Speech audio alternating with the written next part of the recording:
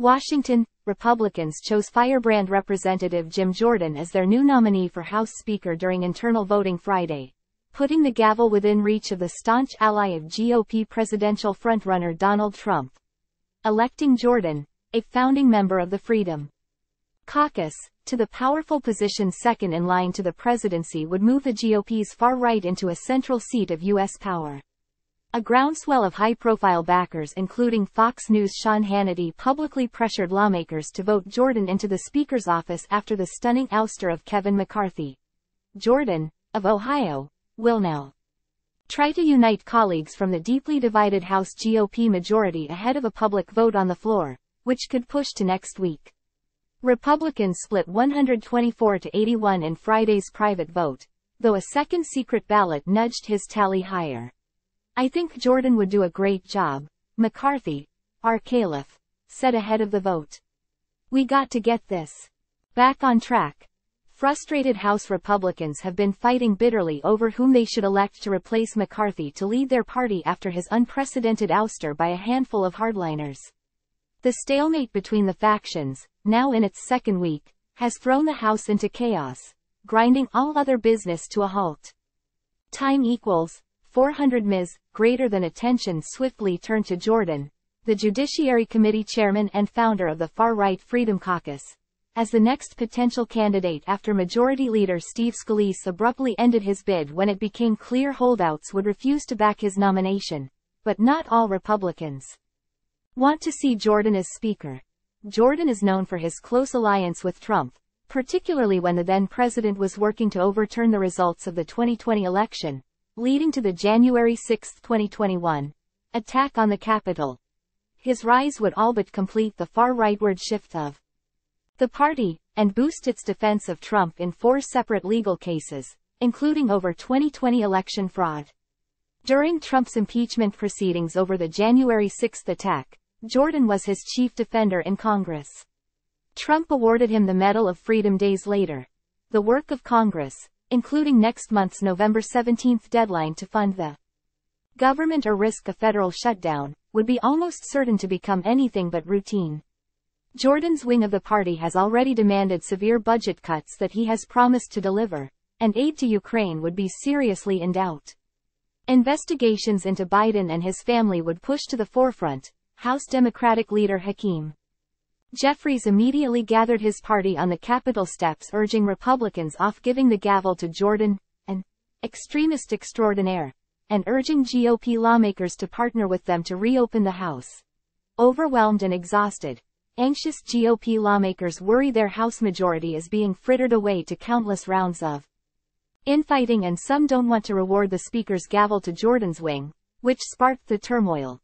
"If we're going to be the majority party, we have to act like the majority party," said Representative Austin Scott, our GOP, a former president of the Tea Party freshman class of 2011 who posed a last-ditch challenge to Jordan. Time equals 400 Ms. Greater than Jordan's tally Friday was not much better than the 113 to 99 vote he lost to Scalise at the start of the week, showing the long road ahead. Though the second Friday ballot pushed his tally to 152 to 55. "He's got some work to do," said veteran Representative Mike Simpson, our Idaho. Time equals 400 Ms. Greater than. While Jordan has a long list of detractors, his supporters said voting against the Trump ally during a public vote on the House floor would be tougher since he is so popular and well known among more conservative GOP voters. Heading into a morning meeting, Jordan said, "I feel real good." Time equals 400 Ms. Greater than. The House, without a speaker, is essentially unable to function during a time of turmoil in the U.S. and wars overseas. The political pressure increasingly is on Republicans to reverse course, reassert majority control and govern in Congress. With the House narrowly split 221 to 212, with 2 vacancies, any nominee can lose just a few Republicans before they fail to reach the 217 majority needed in the face of opposition from Democrats, who will most certainly back their own leader, New York Representative Hakeem Jeffries. Absences could lower the majority threshold needed, and Republicans were down about a dozen lawmakers as of midday Friday. No floor votes were scheduled. Other potential speaker choices were also being floated. Some Republicans proposed simply giving Representative Patrick McHenry, RNC, who was appointed interim Speaker pro tempore, greater authority to lead the House for some time. On Friday, California Republican Representative Tom McClintock had introduced a motion to reinstate McCarthy during the morning meeting, but it was shelved.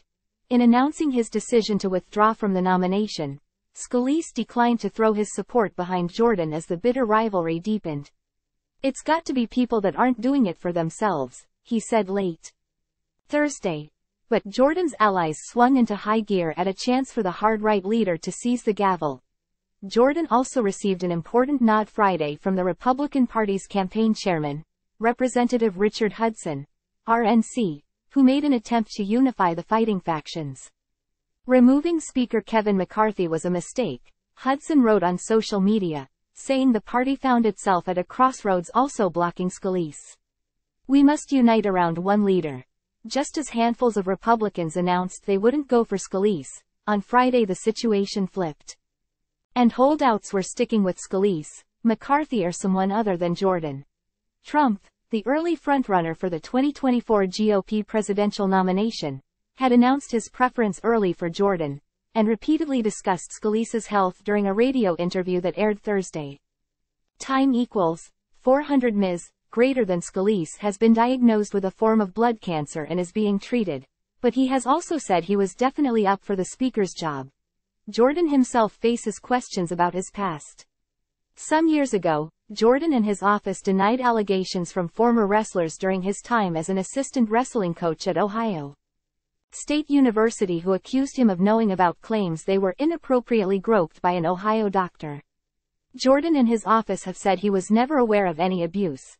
The situation is not fully different from the start of the year, when McCarthy faced a similar backlash from a different group of far-right holdouts who ultimately gave their votes to elect him Speaker, then engineered his historic downfall. Associated Press writers Stephen Groves and Jill Colvin in New York contributed to this report.